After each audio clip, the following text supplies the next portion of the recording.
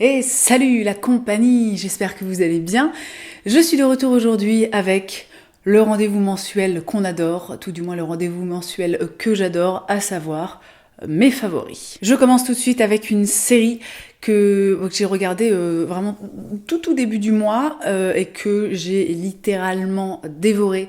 Il s'agit de Atypical. Atypical, c'est l'histoire de Sam qui est un jeune garçon de 18 ans atteint de troubles autistiques et toute la série tourne autour de ce jeune garçon et de changements qui interviennent dans sa vie et qui ont assez rapidement des impacts sur toutes les personnes qui sont autour de lui, notamment sa famille. Et cette série est absolument géniale, je l'ai mais tellement adorée. Donc pour le moment, il y a 2 saisons.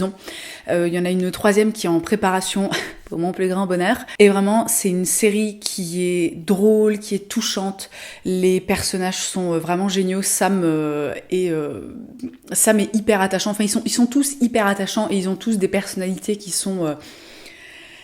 je sais pas, qui sont assez uniques. Les acteurs sont géniaux et j'ai trouvé ça vraiment cool en fait que cette série tourne autour d'un personnage principal qui soit atteint de troubles autistiques, même si évidemment c'est des troubles autistiques qui lui permettent quand même d'aller au lycée, d'avoir une vie sociale, etc. Donc évidemment les troubles autistiques, c'est quelque chose de très très large et je pense pas que la série reflète ce que sont les troubles autistiques. J'ai pas trouvé que c'était excessivement lissé ou romancé, même si évidemment c'est une série grand public, hein, donc forcément il y a quand même, si vous voulez, je pense qu'ils arrondissent les angles, hein, forcément, mais vraiment c'est une série qui est excellentissime, que je vous conseille vivement si vous ne l'avez pas encore vue, et moi je suis impatiente de voir la saison 3. Un peu de beauté, je voulais vous parler du baume à lèvres que je porte présentement. J'ai reçu la semaine dernière les nouveaux baumes à lèvres de la marque Rouge Bunny Rouge, qui est une marque dont je vous ai déjà parlé, qui est une marque que j'avais découverte à l'époque où j'avais entamé ma transition vers les cosmétiques cruelty free, et qui est une super marque anglaise, extrêmement engagée et totalement cruelty free, qui propose vraiment de très très beaux produits. Je vous avais fait une vidéo revue, je vous la mets dans le petit i, voilà, c'est...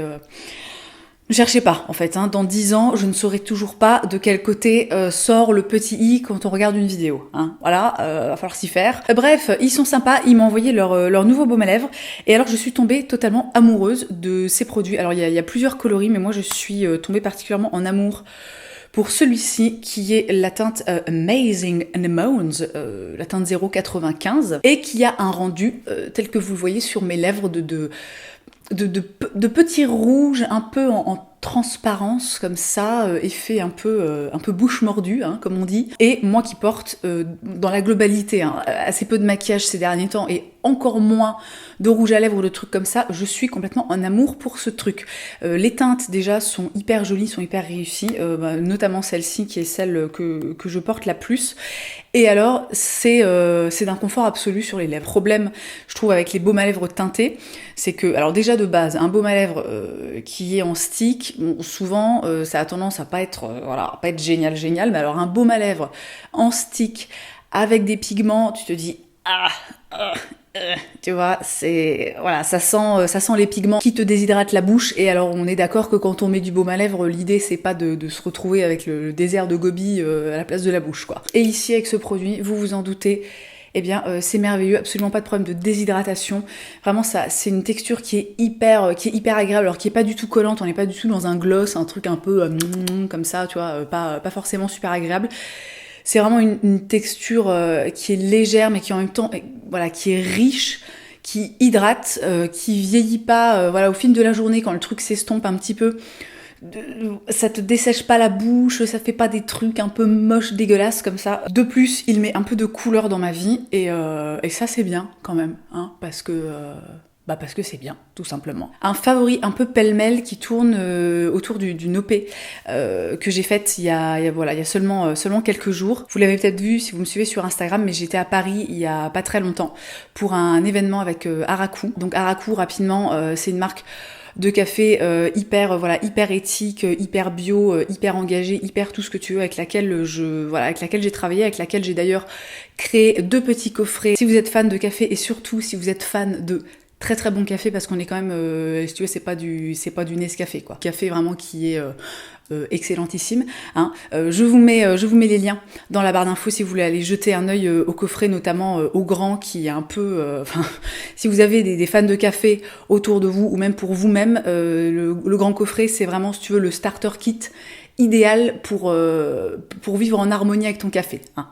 Bon, voilà, ça n'a pas trop de sens ce que je suis en train de dire, mais bon, bref. Et donc, à l'occasion du lancement de ces coffrets, on a fait un petit événement à Paris où j'ai eu l'occasion de rencontrer certains et certaines d'entre vous autour voilà, de petits ateliers, autour de café, hein, évidemment. Et alors, c'était mais tellement bien. C'est typiquement en fait le genre de choses que je fais assez rarement, c'est-à-dire aller participer à des événements, voilà, déjà de base en fait participer à des événements c'est un truc que je ne fais pas, mais alors faire des espèces de trucs où on a l'occasion de se rencontrer, c'est des choses qui sont quand même assez rares, mais à chaque fois je repars de ce genre de moment, mais tellement tellement contente quoi, tellement contente, tellement reboostée, c'est vraiment cool en fait voilà d'avoir des occasions même si on échange en fait toute la journée, que ce soit voilà dans les commentaires YouTube, sur Instagram, en story, sur mon blog, enfin sur les réseaux sociaux dans la globalité, c'est tellement cool quoi de pouvoir se rencontrer, de pouvoir passer un moment ensemble, de pouvoir discuter, de pouvoir partager des choses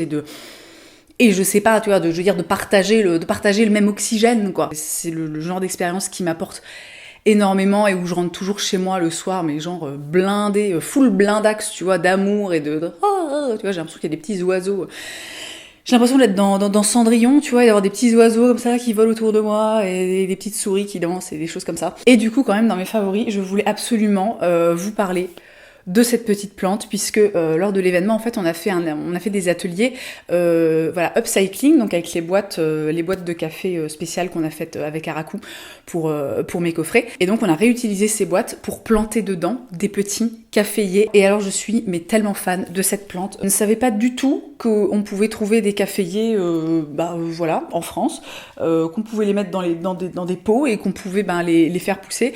Alors évidemment il deviendra pas géant, mais je trouve que c'est une plante qui est hyper jolie avec ses petites feuilles là qui sont toutes brillantes, toutes luisantes. Je vais vraiment donner tout ce que j'ai pour que cette plante reste en vie, parce qu'en plus il y a vraiment le côté sentimental en fait qui est rattaché, et voilà. Du coup je voulais vous présenter le caféier en me disant que peut-être c'est une plante qui vous plairait, et voilà, et je passe à la suite. Un autre petit chose de beauté, j'ai été une grosse victime du marketing, et le jour même où la marque Glossier a été, où les livraisons ont été ouvertes en France, j'ai passé commande, hein. Voilà, alors j'ai commandé leur nettoyant, le Milky, je sais plus quoi, cleanser. J'ai commandé leur crème pour le visage, aussi leur crème primer, je sais pas quoi. J'ai testé qu'une seule fois chaque produit pour le moment, donc je suis pas hyper fan, mais éventuellement je vous en reparlerai. Dites-moi si vous voulez, peut-être que je vous en parle à l'occasion. Mais par contre, je suis tombée en amour pour ce produit. Donc il s'agit du Cloud Paint, qui est un blush aérien, un Seamless Cheek Color en teinte Dawn. Alors, première utilisation, j'ai un petit peu merdé, j'en ai mis beaucoup trop, j'ai essayé de faire les deux joues en même temps, ça a séché, c'était bon, j'étais là, oh merde, putain, pourquoi ce produit sur lequel tout le monde s'extasie, je veux dire, sur moi, ça donne un truc dégueulasse. Et puis j'ai réessayé le lendemain en y allant plus mollo, par plus petite dose, en faisant une joue à la fois, et alors, j'adore ce produit est juste incroyable. Donc je le porte aujourd'hui. Alors je sais pas si ça va vraiment ressortir en vidéo, parce que voilà, je suis jamais du genre non plus à mettre, si tu veux, 3 tonnes de blush, et en plus la vidéo ça a beaucoup tendance à un petit peu à affadir le maquillage et les couleurs et les choses comme ça. Mais alors ce produit est dingue, hein. C'est-à-dire que tu prends une micro-goutte, mais genre la moitié d'un grain de riz, tu vois, tu appliques le truc, c'est ultra pigmenté. Si tu t'y prends bien, parce que donc, encore une fois ça sèche vite, si tu t'y prends bien, vraiment ça s'estompe hyper facilement. Ça a un rendu qui est supra méga naturel, ça tient. du feu de Dieu. En bref, c'est un produit qui mérite totalement toutes les éloges que on peut lire ou qu'on peut entendre sur l'internet. Alors, on m'a beaucoup posé la question sur Instagram, à savoir si c'était bio, si c'était naturel, etc. Alors, Glossier, ce n'est pas du tout bio, ce n'est pas du tout naturel, c'est une marque de cosmétiques totalement classique. Par contre, toute la marque est entièrement cruelty free. Mais au niveau des compos, ne vous attendez absolument pas à trouver quoi que ce soit de naturel. C'est c'est de la pétrochimie. Dans des tubes. On retourne faire un petit tour sur Netflix. Alors j'ai beaucoup Netflixé ces derniers temps. J'ai eu des périodes de grosse fatigue, donc j'ai passé beaucoup de temps sur mon canapé avec mon chien et mon plaid. Et du coup j'ai eu l'occasion de regarder pas mal de trucs. Et alors j'ai eu un coup de cœur absolument intersidéral pour l'émission qui s'appelle Zumbo's Just Dessert, qui est une espèce de Le Meilleur Pâtissier, mais version australienne. Et version 450 milliards de fois plus cool. Zumbo, Adriano Zumbo, c'est un très célèbre pâtissier, donc australien. Donc dans cette émission, donc je vous dis, c'est à peu près le même concept que le meilleur pâtissier. C'est-à-dire qu'au départ, ils sont 12, 15, je sais pas combien, et puis ils ont un thème, donc ils doivent faire un gâteau, je sais pas, qu'est-ce qui me vient à l'esprit, là ils doivent faire un gâteau hybride, par exemple, ils doivent prendre 2 desserts, et puis les assembler ensemble, et puis faire un truc... Voilà, donc au niveau des candidats, t'as un petit peu de tout, t'as un videur, t'as une mère au foyer, t'as un maçon, enfin voilà, c'est très éclectique. Et voilà, ils font leur dessert et puis ils font goûter au jury. Et puis à chaque émission, il y en a un qui est élu le dessert du jour, donc celui qui a fait le dessert le plus réussi, le meilleur, le plus beau, etc. Et les deux qui ont fait les desserts les moins réussis passent au Zumbo test. Et en fait, ils doivent recréer un des desserts en fait de Zumbo. Et alors... Mais les trucs, déjà les candidats qui sont quand même tous des amateurs, alors des amateurs de haut niveau, mais déjà les candidats ils te font des desserts, t'es là mais comment est-ce que c'est possible? À quel moment tu as cette idée, ensuite à quel moment tu arrives à la réaliser. Mais alors les desserts de Adriano Zumbo, c'est genre, mais le mec est fou quoi. Et vraiment j'ai adoré cette émission. Voilà, si vous aimez bien les émissions de bouffe, les émissions de cuisine, si vous aimez bien les desserts, allez jeter un œil à Zumbo's Just Dessert parce que franchement c'est juste incroyable quoi. Et enfin je voulais vous parler d'un livre de cuisine. Donc il s'agit de Urban Vegan, qui est un livre de Sébastien Cardinal, que vous devez bien connaître si vous vous intéressez à la cuisine végane, et de sa compagne, ma petite Laura VGP, que je vous embrasse tous les deux. Si vous passez par là, les gars, je vous fais des bisous. Et donc Urban Vegan, c'est leur dernier ouvrage, qui est quand même un assez gros bouquin. Et alors la particularité de ce livre de cuisine, c'est que, alors déjà on s'en doute, donc toutes les recettes sont végétaliennes, voilà, ça va de soi. Mais surtout, en fait, toutes les recettes partent d'un produit tout fait. Donc vous avez par exemple des recettes à faire à base de boulettes, donc que vous allez acheter, genre toutes faites dans votre Super U ou dans votre magasin bio. Des recettes à base de jardinière de légumes, donc encore une fois, les trucs genre tout fait que t'achètes chez Picard, tu vois, surgelés. Les bien connus protéines de soja texturées, saucisses végétales, le seitan, les steaks végétales, le tempeh, le tofu, etc. Et donc l'idée globale, c'est vraiment un bouquin pour les gens qui n'ont pas excessivement de temps pour cuisiner, parce que typiquement si tu fais un truc avec des boulettes, ça veut dire qu'il faut faire les boulettes, puis après il faut faire le truc que tu mets autour des boulettes. Ça prend un temps quand même assez, qui peut être assez considérable. Et là l'idée c'est vraiment de proposer des recettes qui sont rapides, qui sont bonnes, qui sont efficaces et qui sont adaptées au régime végétalien. Et j'ai pas encore eu l'occasion de faire énormément de recettes, j'en ai fait quelques-unes pour le moment. Et c'est un bouquin franchement qui est ultra réussi, les recettes sont super cool. Je trouve ça vraiment bien en fait.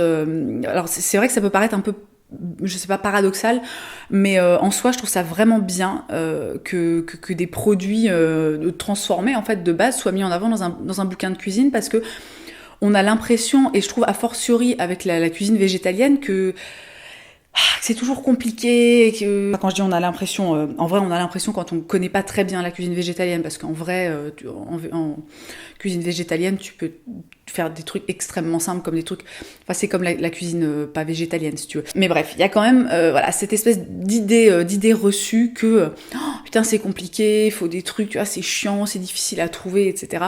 Et je trouve que ce bouquin c'est un super moyen en fait de démocratiser la cuisine végane. Je vous conseille très vivement ce livre si la cuisine végétalienne vous intéresse, que vous soyez végétalien ou pas. Je vous conseille aussi très vivement de l'offrir autour de vous parce que je pense que ça peut être un très très bon moyen en fait d'introduire quelqu'un à la cuisine végétalienne et de dire bah en fait tu vois bah c'est simple hein, puis c'est bon en plus donc et que demander que voilà hein. Et voilà, en fait, hein, bah c'était mon dernier favori.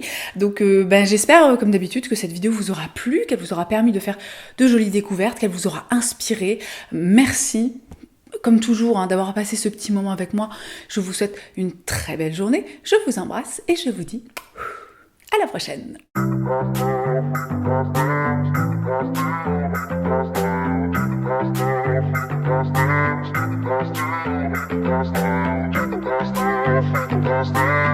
Lost